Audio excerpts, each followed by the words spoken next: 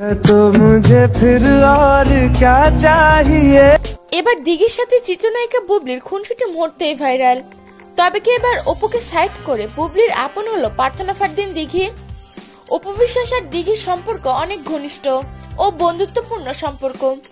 দিঘিকে ছোট বোনের মতো স্নেহ করে অপু বিশ্বাস, আর অপুকে বড় বোনের মতো শ্রদ্ধা করে প্রার্থনা ফারদিন দিঘি।